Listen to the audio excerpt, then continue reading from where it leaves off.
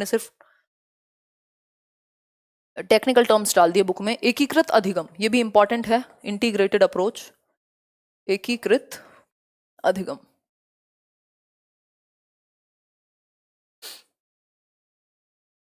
ये देखिए एकीकृत अधिगम, इंटीग्रेटेड अप्रोच।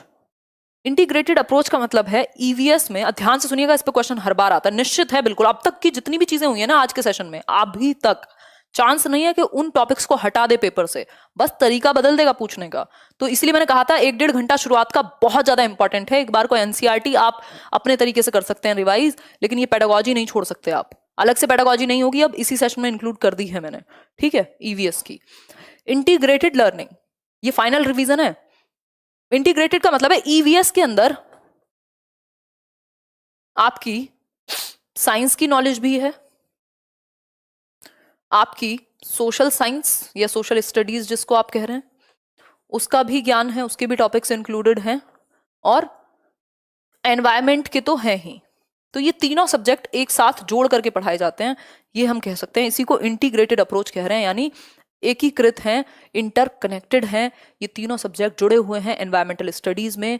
अगर हम बात करें तो ईवीएस में बाकी सब्जेक्ट्स की नॉलेज भी इंटर रिलेटेड है, जैसे कि आपका, अगर मैं बात करूं, science, social science, environmental studies, तीनों चीजें इंटरकनेक्टेड हैं। एक टॉपिक से आपने दूसरे टॉपिक को जोड़ दिया, एक सब्जेक्ट से दूसरे सब्जेक्ट को जोड़ दिया, ये इंपॉर्टेंट है। इंटीग्रेटेड लर्निंग को प्रमोट करना है, यानी बढ़ावा देना है आपको as a EVS teacher. The child looks at the environment around him in a holistic manner, ये बात आपको याद रखनी है कि बच्चा क्या है, संपूर्ण रूप में देखता है अपने एनवायरमेंट को, कंप्लीट देखता है, एज अ होल देखता है। वो ऐसे नहीं सोचता कि पेड़ देखा तो कहा अरे ये तो ना ज्योग्राफी का पार्ट है या ये तो EVS का पार्ट है। उसने किसी चीज को एक्सपेरिमेंट करते हुए देखा तो उसने कहा अरे ये तो साइंस का पार्ट है ना लिपि। फिर अगर उसने देखा कि कोई समाज के बारे में टॉपिक है, वो कहे ये तो SST का हिस्सा है, ऐसा नहीं होता। उसके लिए एनवायरमेंट है, उसके लिए वो माहौल है, वो वातावरण है आसपास का सब कुछ। वो साइंस, सोशल साइंस या EVS में अलग अलग डिवाइड नहीं करना जानता, उसके लिए वो उसका पर्यावरण है। इसीलिए एकजुट होकर के EVS में तीनों सब्जेक्ट को जोड़ा जाता है, ठीक, क्योंकि वो कंपार्टमेंटलाइज नहीं करता, हिस्सों में विभाजित नहीं करता टॉपिक्स को कि ये साइंस का टॉपिक है। जैसे डाइजेशन वाला चैप्टर पढ़ा था हमने, अभी आज भी रिवाइज कराऊंगी, जो वो डॉक्टर बॉमॉन्ट वाली बात थी, मार्टिन पे वो एक्सपेरिमेंट करते हैं, तो वो साइंस नहीं है उसके लिए, वो उसके एनवायरमेंट का हिस्सा है, ठीक है। सोशल साइंस अलग से नहीं है उसके लिए कि समाज के किसी बहुत ही बड़े इशू पे बात हो रही है, उसके लिए वो उसका एनवायरमेंट है। इसलिए EVS में तीनों सब्जेक्ट को होलिस्टिक मैनर में एक संपूर्ण परिप्रेक्ष्य में आप नॉलेज को दे पाएं, इसलिए इंटीग्रेटेड लर्निंग को प्रमोट किया गया है और कंपार्टमेंटलाइज्ड नहीं किया गया। साइंस, सोशल साइंस और EVS में एक ही साथ इंटीग्रेट करके नॉलेज दी गई है। ये क्वेश्चन डायरेक्टली पूछा हुआ है कि क्यों नहीं कंपार्टमेंटलाइज किया। जिनको ये थोड़ा सा भी हल्का लग रहा हो ना, पेपर में रोओगे अगर कोई भी चीज आपने छोड़ दी ना आज पेडागोजी वाले पॉइंट्स में से। तो hence EVS in classes 3rd and 5th, तीसरी, चौथी और 5वीं कक्षा में इंटीग्रेट करता है EVS। आगे तो अलग हो जाता है ना, 6th से तो SST के 3 सब्जेक्ट अलग हो गए, हिस्ट्री, ज्योग्राफी, पॉलिटी, है ना, आगे तो अलग हो जाएगा। लेकिन 3rd to 5th तक, यानी तीसरी, चौथी, 5वीं कक्षा में जो EVS है, उसके जो कॉन्सेप्ट्स एंड इश्यूज हैं, उसके जो मुद्दे हैं, उनको साइंस, सोशल साइंस और एनवायरमेंटल एजुकेशन के हिसाब से उनको बांटा नहीं गया है, एक साथ ही इंटीग्रेट कर दिए गए हैं, एकीकृत कर दिए गए हैं। यार हिंदी में क्या पढ़ाओ, मतलब मैं फारसी में बात कर रही हूँ, साथ में ट्रांसलेट करके बता रही हूँ। आपकी ना इच्छाएं खत्म हो गई हैं जीवन में सीखने की, जो लोग भी ऐसी ऐसी बातें करते हैं, ठीक है। मैंने खुद हिंदी मीडियम में पता नहीं कितने साल, जो मेन एजुकेशन है मेरी हिंदी मीडियम की हुई है, क्या मुझे समझ नहीं आ रही ये चीज? मजाक करते हो यार, पेपर में समझ लो कम से कम। जब ट्रांसलेट कर रही हो आपके दिमाग में रुकना चाहिए, या हिंदी और इंग्लिश पे अटके रहोगे? इतना तो बाइलिंगुअल पता होगा आपको। देखो एक बार, तो 3rd and 5th की जो NCERT है वो एकीकृत करती है अपने अंदर क्या, कैसे इश्यूज को, साइंस यानी विज्ञान के भी विषयों को या मुद्दों को, सोशल साइंस यानी जो आपका सामाजिक विज्ञान है, और एनवायरमेंट यानी पर्यावरण के मुद्दों को, इन तीनों को इंटीग्रेट करके, जोड़ करके पढ़ाया जाता है EVS में 3rd to 5th के लेवल पे। ये बात आपके दिमाग में जानी चाहिए, इंग्लिश हो, हिंदी हो, फारसी हो, कुछ भी हो, बस समझ में आ जानी चाहिए। कुल मिला के बात ये है, ठीक है। देखो एक बार, this subject is not there in classes 1 and 2। ये जो सब्जेक्ट है कौन, EVS कक्षा 1 और 2 में नहीं है, ये याद रखिएगा। EVS अलग से एक सब्जेक्ट के रूप में नहीं पढ़ाया जाता 1st and 2nd क्लास के अंदर। फर्स्ट एंड सेकंड क्लास के अंदर। ठीक है, पहली दूसरी कक्षा में ईवीएस नहीं पढ़ाया जाता, ईवीएस की कोई किताब नहीं होती, इसीलिए मैं और आप एनसीईआरटी की जो समरी पढ़ते हैं सीटेट के लिए वो हम पढ़ते हैं 3rd to 5th की, क्योंकि फर्स्ट सेकंड में कोई ईवीएस की अलग से किताब अलग से बुक नहीं होती। ठीक है, और आप ही के कितने सारे यार दोस्त होंगे यहाँ पे इन 25,000 27,000 लोगों में जो क्या कर रहे हैं, हिंदी मीडियम से है लेकिन उनको समझ में आ रहा है क्योंकि वो चाह रहे हैं समझना। अगर आप चाहेंगे नहीं तो कहां से समझ आएगा।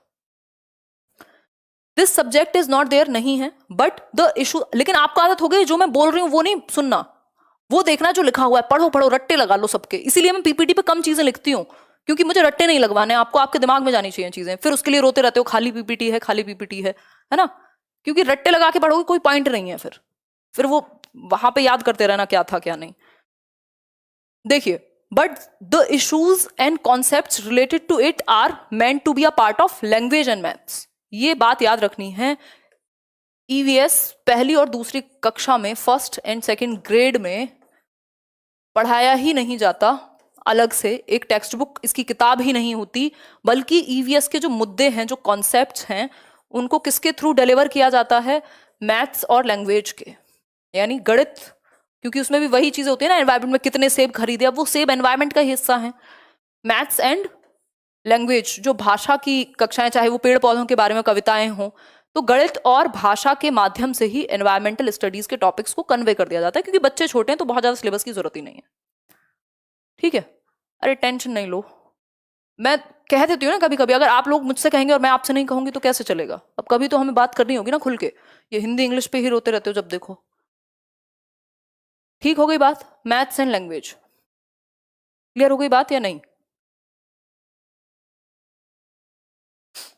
ठीक, लैंग्वेज एंड मैथ्स के थ्रू ईवीएस पढ़ा दिया जाता है पहली और दूसरी क्लास में। ये भी क्वेश्चन डायरेक्टली पूछा हुआ है पेपर में।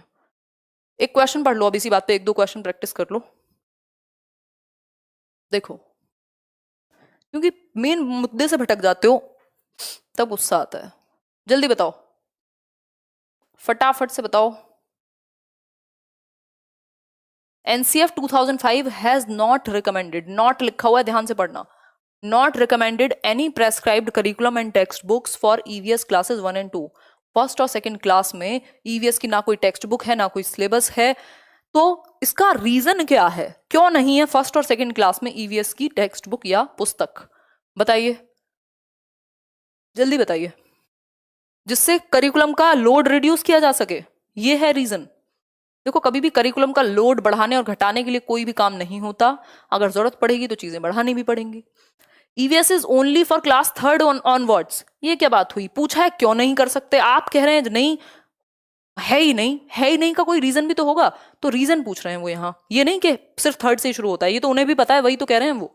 Learners in classes 1 and 2 can not read and right, जो बच्चे हैं वो पढ़ और लिख नहीं सकते फर्स्ट और क्लास सेकंड में। कितनी दुख की बात है, बेकार की बात है, जब वो हिंदी पढ़ सकते हैं, इंग्लिश पढ़ सकते हैं, मैथ्स पढ़ सकते हैं और ईवीएस के लिए उनको लिखना पढ़ना नहीं आता होगा। तो ऐसे झांसे में मत फंसिएगा, इस तरह के ऑप्शन आपको भटकाने के लिए दिए जाते हैं पेपर में।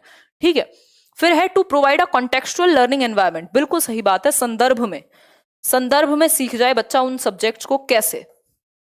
संदर्भ का मतलब क्या है? मैथ्स और लैंग्वेज के संदर्भ में, मैथ्स और लैंग्वेज के थ्रू। ठीक है, इतनी बात समझ लोगे या नहीं? लैंग्वेज समझ ली तो काम बन जाएगा। आगे बढ़ेंगे, एक और क्वेश्चन इसी से related. In EVS concepts and issues have not been compartmentalised, environment के अंदर, ईवीएस के अंदर जो मुद्दे हैं उनको बांटा नहीं गया साइंस और सोशल साइंस में, इसका रीजन बताइए। इंटीग्रेटेड अप्रोच अभी 2 मिनट पहले किया था जब आपको अंग्रेजी की बुराइयां याद आ रही थी। बताओ एक बार, उर्दू में कराऊं? हाँ कराऊंगी, कल से मुझे ही सिखा दो सारी भाषाएं, मेरा तो ज्ञान बढ़ जाएगा, आपका कैसे बढ़ेगा ये बताओ।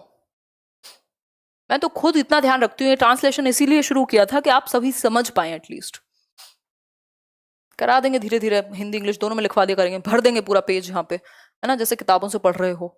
बताओ एक बार, देखो कितने महान लोग हैं। कई लोग कह रहे हैं क्योंकि सिलेबस सीबीएसई ने बनाया है। अरे हमें नहीं पता क्या? ये पागल हैं क्वेश्चन पूछने वाले, इन्हें नहीं पता सीबीएसई ने बनाया सिलेबस। ये यूं पूछ रहे हैं कि भैया कंपार्टमेंटलाइज क्यों नहीं किया, अलग क्यों नहीं किया? साइंस की अलग बुक, सोशल साइंस की अलग बुक, ईवीएस की अलग, ऐसे क्यों नहीं किया? ईवीएस में क्यों दे दिए तीनों चीजें? तो सिंपल बात है, होलिस्टिक अप्रोच अपनानी थी। बच्चा होलिस्टिकली देखता है अपने एनवायरमेंट को, एज अ होल देखता है वो, अलग अलग नहीं देखता तीनों सब्जेक्ट्स को, इसलिए 3rd to 5th में होलिस्टिक मैनर में लर्निंग देने के लिए उन्होंने नहीं किया। It is a good teaching learning strategy, ये फिर से अगेन ये लोड वोड कम करने के लिए नहीं होता। देखो इसको पढ़ना, in EVS concepts and issues have not been compartmentalised. इस नॉट का मतलब वो वाला नॉट नहीं है जो इन जनरल होता है, ये नॉट का मतलब है कि भाई क्यों नहीं अलग किया, सिंपल बात है।